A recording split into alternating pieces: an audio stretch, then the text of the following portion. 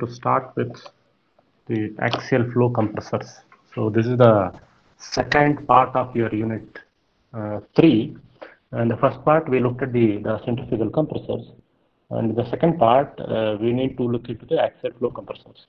And we have a very small amount of discussions maybe when it comes to the centrifugal, because most of the things we have discussed in the centrifugal compressors part, and in the axial flow compressors we look into the main is the classifications, and already we have derived the pressure ratio in case of a centrifugal compressor. The same pressure ratio expression, I'll just go through that. It's the same derivation will work. And we need to look into two important factors. One is what is meant by work done factor, and other one is the radial equilibrium theory. So these are the two things which are very important, three things which are very important. One is expression for the pressure ratio, the work done factor, and the radial equilibrium conditions. Okay, let's look into the classifications. So when I look into the classifications of your axial flow compressor, mainly we have the duct type and the drum type. Okay, so if I write it, the classification of axial flow compressor, I do have a disc type and drum type compressor. These are the two types of compressor we will be looking to it actually. Fine. And I have put the corresponding sketches over here. First you see the drum type, then I have the disc type. See both, if I look at it, the flow is parallel to the axis of your compressor in both the cases. And now when I come to the drum type, so what will happen? Your compressed air. See, you can look at your compressed air intake and exit, and disk type you have the intake and this thing. The number of disks are there. In case of a disk type, these are called as disks actually. These are called as disks, and the disks are arranged on the rotor. On the rotor is just like one over the other. The disks are arranged in case of a rotor, and you can see the rotor is exactly, it's in taper in cross section. It's exactly taper in cross section. But in case of a drum type, it is completely a cylinder. This is more of like a cylinder. On that, I'm going to place these are my rotor blades. Actually, they are placed on the cylinder. And this is my stator blades. These are the stator blades. And you can see the major difference you can see in case of your drum type and disc type. And the stator, well, see, these almost they run parallel to. So the stator blades almost these are fixed actually. The stator blades are fixed, and your rotor blades they are placed on the disc. That is a taper actually. On that actually I'm going to place the rotor, and you can see inside I do have discs actually. You have discs on that I'm going to this also disc actually. So there is a connection between the inner disc and the outer discs actually. It's something like plates one over the other, just like you can see in case of a disc brake. In case of the vehicle, we could see, that will be the arrangement, kind of an arrangement what we can see in case of a disc type axial flow compressor. And when you come to the how the pressure rise takes place in case of a compressor. So the pressure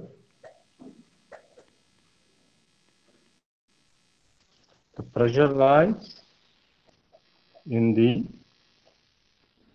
axial flow compressor. How the pressure rise takes place. So I have been telling you maybe in my earlier classes. Usually when you come to the axial flow compressor, usually it will be of couple of stages.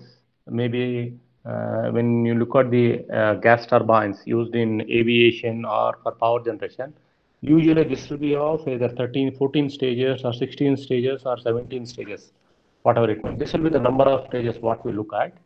And these are the rotors. You can see this is the passage through which the air will flow. So there is the rotor blade. You can see as shown here, this is the rotor blade. I'm going to highlight it. This is the, I'll use a different color and try to highlight it. These are the rotor blades. See, these are the rotor blades. You can see what I'm highlighting in the yellow color. And these are my stator blades, what I'm highlighting in the red color. These are my corresponding.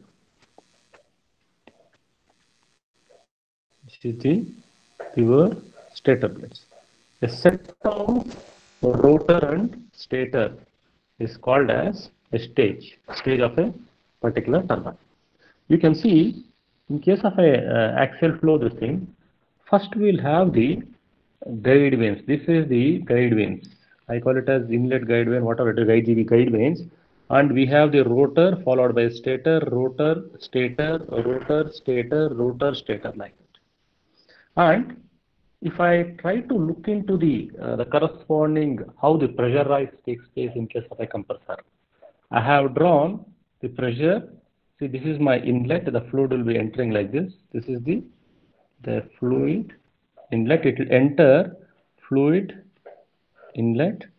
Usually, this will be at atmospheric pressure. The fluid will enter at some atmospheric pressure, and then, but this pressure, the P out, or this will be the pressure which will be going to your corresponding case of an gas turbine. This will be the air pressure which will be going to your combustor. Fine. So this will be usually in terms of either 30 bar or 40 bar or whatever it may be. That means what is the corresponding pressure ratio I need to get it, whether it is 40:1 or 30:1. So axial flow compressor is used for getting high pressure. At the same time, I want large volumes of fluid. The large, whenever I need, we can say in case of a gas turbines and all, I need large volumes of fluid for combustor so that I can get the required thrust. So what will happen in case of your corresponding axial flow compressor?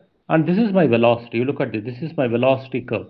See, if you look at the velocity curve, what will happen? So your velocity curve, you can look at it. It keeps on increasing in this direction. Pressure. So this is what, in terms of constructions wise or in terms of pressure rise, the pressure is continuously increasing in each and every stage of your axial flow compressor. And now, but what will happen to your velocity? Velocity almost remains same. Even it enters at some velocity and it will be executed almost at the same velocity. So the velocity is almost remain same, but I'll be continuously increasing the pressure, and this particular pressure will be high. At the same time, I'll be going for an axial compressor whenever I want higher discharge or higher mass flow rate, whatever it may be. We call it as either we call it as higher mass flow rate or higher discharge. Whenever these two things are high, we'll try to go for an axial flow compressor. Now, when you come to the when it comes to higher pressures and all, if you look at it, what type of compressor is more suitable? When I want to go for very high pressure, something like 40 bar or 45 bar, or even 60 bar and all, I think now GE is working on some kind of a new generation gas turbine engines where we go with some kind of a very high pressures. So in that case, we will go for this type of a rotor. This type of rotor has an advantage because you have a corresponding rotor which is tapered, and as you go towards higher and higher pressure, these things are becoming thinner. So what will happen? Your corresponding density keeps on changing as I go from a low pressure to very high pressure. And that is automatically taken care in case of a disc type rotor compared to a drum type rotor. Drum type rotor is also used, but maybe a 20 bar or maybe 20-25 bar or something, but your corresponding maybe this type of rotor is preferably used whenever I want to go for very high pressures. Okay. Now, once we have seen this, now let us look at the expression for pressure ratio in an axial flow compressor. Already this has been derived in a centrifugal compressor. So what we will do is we'll start with the same, the steady flow energy equation. That is, your Q is equal to 0 means there is no heat loss. That's the meaning of it. Q is equal to 0 means no heat loss, and it is parallel, or it is parallel. When Z1 is equal to Z2, it means it is parallel, and Q is equal to 0 means no heat loss. It should not be confused with there is no heat transfer. See, when we speak of this kind of a turbo machines, we speak in terms of enthalpies rather than in terms of heat transfer. Now, when these equations are simplified, when my Q is equal to 0 on the other side, when my GZ1 and Z is equal to Z2, I will end up with the expression only in terms of enthalpies. That is your H02 minus H01. So H02 is nothing but your corresponding enthalpy at the exit to enthalpy at the inlet. So capital H represents your extensive property and small h represents your intensive property. Now, already we have seen H is a function of my temperature. I can write the corresponding enthalpy, that is H in terms of Cp into temperature, that is Cp into T02 minus T01.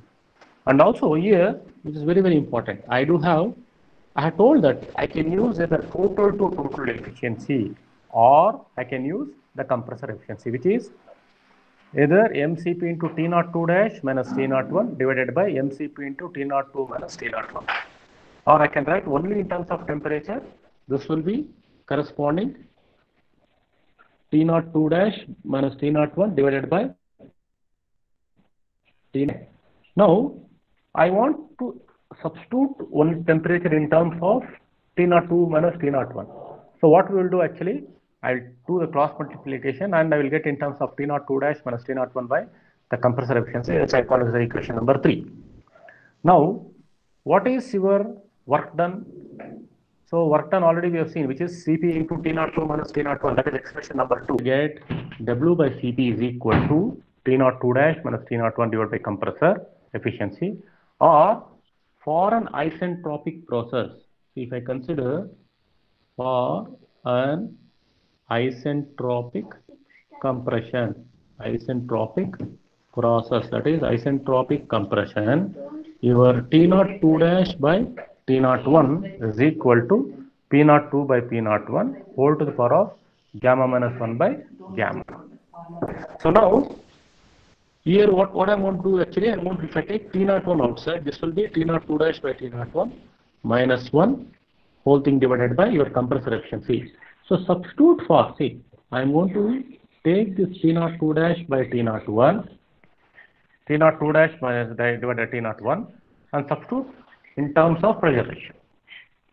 So now, what is your corresponding, if I want this particular thing in terms of pressure ratio, what I'm going to do actually, I am going to cross multiply W into your compressor efficiency divided by Cp into T01 and Cp into T01 plus, say, minus 1 will become plus 1, okay, and I want in terms of P02 by P01, so this will become, if I take it other side, this will be gamma by gamma minus 1. Okay, now P02 by P01 is equal to your compressor ratio, fine, into your work done. So work done is actually T02 minus T01, fine, Cp into T02 or divided by your corresponding Cp just to cancel out. I'm going to get in terms of only in terms of temperature, that is pressure ratio is equal to P02 by P01 into compressor ratio into T02 minus T01 divided by T01 plus 1 whole to the power of gamma by gamma minus 1. I can write the expression in terms of only the temperatures, that is your absolute temperature. And one thing you have to remember that P02 by P01 is the pressure ratio. Say, what is pressure ratio? Say I have something like 3-stage compressor. So what is going to be my pressure ratio? This will be P04 by P03 is equal to P03 by P02 is equal to P02 by P01. So this is for the first stage, this is for the second stage, this is for the third stage. So my pressure ratio, whenever I say the same equation I can use to calculate the overall pressure as the stage of the compressor. So I can use it. So whenever if I go with the pressure ratios in terms of higher pressure ratios, maybe 3 stage, 4 stage, 5 stage, and I can use the same thing. Instead of P02 by P01, I can write the corresponding pressure ratio, and I can get what is the. So in that case, I have to be very careful with using what compressor ratio, what compressor stage the efficiency I'm going to use. I may have to use the, sometimes I might have to use the corresponding stage efficiency. If I'm going with stage pressure ratio, I have to use the stage efficiency. If I'm using the overall compressor compressor pressure ratio, in that case, I have to use the overall compressor efficiency. So that's the major difference which I need to look at it. So the expression wise, this is very similar to what we have discussed in case of a centrifugal compressors. Fine. So just go through the same thing what we have derived, because there we have done in detail. So just I'm just briefing you what will be there in case of an axial flow compressor. Now the next factor what we need to look at is the work done factor. This is the work done factor, which is called as lambda, and this lambda is usually the value between 0 and 1. What is it actually? This work done factor lambda, it is defined as, it is the ratio of actual work absorbing capacity,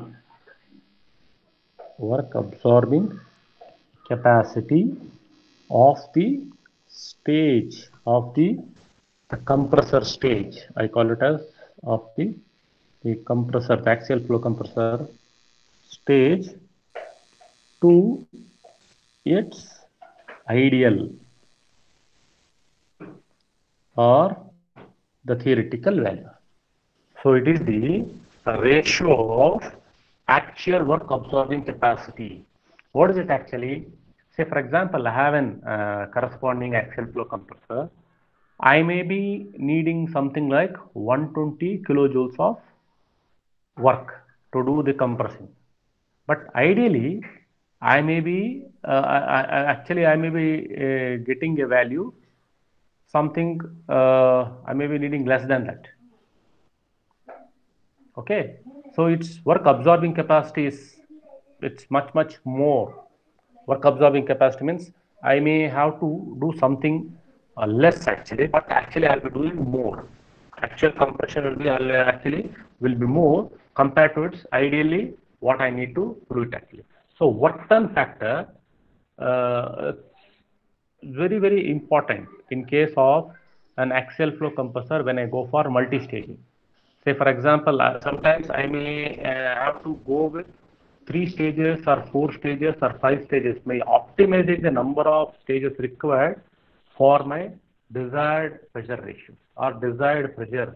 If I want to look in, then this work done factor plays a very important role. Fine. Now, when I look into this particular work done factor, sorry, it should have been ideal to actual. Sorry, it should have been ideal to actual,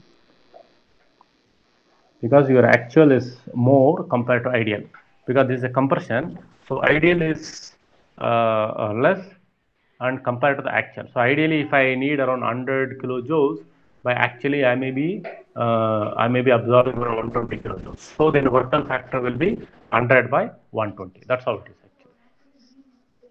Okay. Once we have seen this axial flow compressors, why this axial flow compressor is preferred. That means what are the merits or advantages of your axial flow compressor? Okay, now let us write for a given diameter, for a given diameter and higher discharge. See, centrifugal compressor, if I want higher the discharge, my corresponding diameter will be increasing like anything. Fine, because I need to go for, say, for example, I need to go for multi-staging. If I want to go for multi-staging, if I want to go for either arrangement of either parallel or series and all. But here what will happen, for a given diameter, I have a particular diameter of either rotor or whatever it may be, just I have to arrange the corresponding stages in one after the other, either disc type or drum type. I can get the corresponding discharge and the pressure very easy. Okay, and this is preferably used. That means whenever the pressure ratio higher, pressure ratios of greater than 30, it is used. So something around, I have been telling you that in case of a gas turbines higher and maybe recent gas turbines where we go up to pressure ratios of 40, 45, 50 and all, in that case your axial flow compressors are preferred. And third one is the multi-staging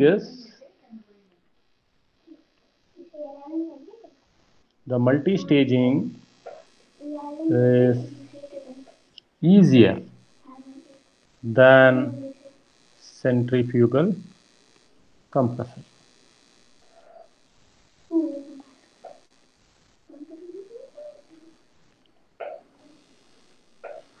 Fourth one. Now, see, when we take the gas turbine, if I take a gas turbine, there my thrust developed is very, very important. See, whenever I need thrust required to what we call it as frontal area, that means thrust per unit area. We call it as thrust per unit area. Whenever I need more, I will go for axial flow compressor. Centrifugal compressor, even though I may get a particular thrust, but area will be large. So frontal area means the cross-sectional area will be very large. My thrust per unit area will be very small in case of a centrifugal compressor. What is it actually? Say for example, if suppose this is my compressor, fine, this is my compressor thing.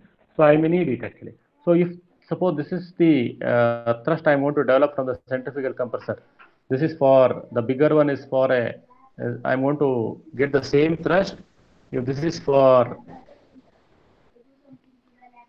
a centrifugal and this may be for an axial. So for the same thrust, let the thrust be something around 100 kilonewtons. So 100 kilonewton by area of a centrifugal compressor will give a smaller number compared to 100 kilonewton compressors. So that is the advantage of going for your axial flow compressors. Fine. Then demerits. So what is the thing actually? See, the arrangement of rotor stator in case of your, maybe we need to go for a very, very close gap. Okay. So what is it actually? If I come to the construction of your thing, if you look at it, if you look at this particular thing, if you look at it, this particular centrifugal compressor. Now, when I come to this particular thing, so the whole thing, arrangement of this rotor is very complex. The rotor is very complex. I have to go for, say, for example, I go for a rotor here. Here, I need to have a very, very close gap. Wherever I have no, there the rotor to your casing gap should be very, very small. So this makes the your axial flow compressor construction wise complex. So usually what we use is there we try to use what is called as labyrinth seals, complex construction. Why it is actually, we may have to go for very small, very small gaps. One. The second thing is, there should be internal cooling. When I try to compress the air, actually, the higher end parts has to be cooled. So if the cooling has to be proper, then only these things will be good actually. Okay, so not only your construction wise is complex because of the gaps. So here we need to use what is called as seals. Seals of, we call it as very small, maybe in terms of microns. The seals has to be close to a gap of few microns, that is 1,000th of mm. There should not be any air escaping from one stage to other stage. So putting a particular seal on this to the close proximity is one most of the difficult thing. And cooling actually. See, cooling in case of a axial flow compressor, actually what we try to do is actually we try to extract air from your lower ends or fourth stage or fifth stage, and the same thing can be used for higher stages cooling, or the same thing can be used in cooling in terms of a turbine. So we call that as, in case of a gas turbine design, we call that as penalty we pay, because we are using the same air to cool the higher end states. It can be iron, it can be a turbine or whatever, or sometimes we have to extract the air. It's called as air extraction, and we will try to cool the combustion chamber and all. So cooling is one biggest issue. So all this, having all these features will make the construction of your axial flow compressor complex. And when we have all these things, actually, maybe the construction itself is complex and all, but definitely cost is higher. Otherwise, it has all the things. See, I need the corresponding advantage. I need the corresponding higher pressure. I'll be getting the maybe getting the thrust to per unit area is good. Multi-staging is easier, and the diameter to the large discharge, everything. A couple of practically lot of merits are there. The major difficulty is construction-wise, it's a bit complex, and when we have all this construction, everything and all, we may have to go for the corresponding penalty, which we have to pay the cost. So centrifugal compressor, it may cost, if it's 10,000, the similar kind of a thing if I go for an axial flow compressor. But there are a lot of things. Maybe if you look at maybe the size wise or use of the particular compressor for it fits the corresponding area, everything, a lot of advantages are there. But the cost wise you have to pay the little bit on the higher end. So this is about the corresponding merits and the demerits of your axial flow compressors. Okay. Then usually in case of an axial flow compressor, we have to study this very important theory, what is called as radial equilibrium theory. That we call it as need for radial equilibrium theory. Equilibrium theory. What is it? I'll tell you. See, if I take the corresponding compressor, let me take this is the casing of your compressor. Let me take this. They all should be streamlined flow about the corresponding axis. Suppose this is my axis. So this is the central corresponding radius, and you have the theta direction. So theta will be in this direction. So you have the r theta z coordinates in the which will be used for this part. So this is this is my outer streamlines. These are my streamlines, and this is the thing. Now, what is it actually? If I try to look into how should be my corresponding flow should be, not two streamlines, that's it. There will be n number of streamlines. There will be n number of streamlines, but just I'm showing you the one or two streamlines, that's it. So there can be a similar n number of streamlines going, but each streamline will be at a distance of some number. Maybe if I consider the center line distance as 0, the center point is 0, that is r is equal to 0, and outermost r, and here my r is equal to capital R. So there may be infinite number of streamlines flowing which that means I can show that in the corresponding, or should be parallel. Ideally speaking, or the fluid flow should be parallel to it.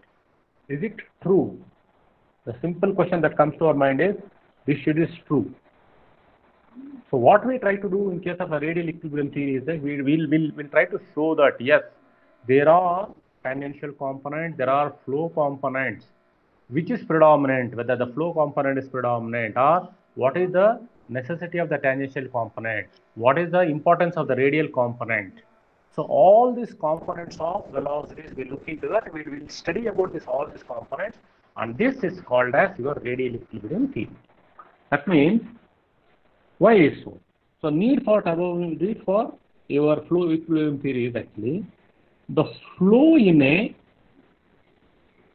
the turbo machine is three-dimensional. The flow in a turbo machine is highly three-dimensional. This is not one-dimensional where simply I can write an equation and get solved and get the corresponding values.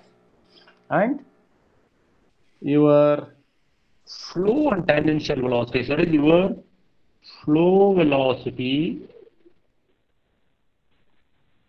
and the tangential velocity, the flow velocity and the tangential velocity are very important, are very important for, you can call it as for the operation of your compressor, for operation of your corresponding axial flow compressor. Fine. Then, what about the radial component? The radial component, whether it's useful or not, we have to look into that. The radial component, we will show that the radial component is of least importance. The component is of least importance. We have to show this. We have to study this from the theory, and we'll prove that. For least important for a steady flow condition. For a steady flow condition. And the last one. What will happen to the centrifugal forces? See, the centrifugal forces which may be exerted. See, centrifugal forces, maybe they may be strong or weak depending upon whatever it may be. The centrifugal forces are exerted on the, we call it as vanes or the blades, on the blades, and the fluid, see, it can be in on the blades or blades while flowing in the whatever may be the direction, while flowing, while moving, whatever it may be. So we will, what is this radial flow equilibrium theory? This theory we will look into that in case of an axial flow compressor, and we will try to see that yes, first we'll see that yes, turbo machine, we do have a three-dimensional flow. Then we'll try to put the corresponding flow velocity, tangential velocity, and radial component of the velocity, and considering the centrifugal forces. Then we will see which is important, which is least important for us, and we'll try to get the expressions for this. We'll try to get the expressions for it, and then we will see what is good for us, what is important for us in case of an axial flow compressor is what we will look into. This is what we are going to do in the next, maybe on the Fridays.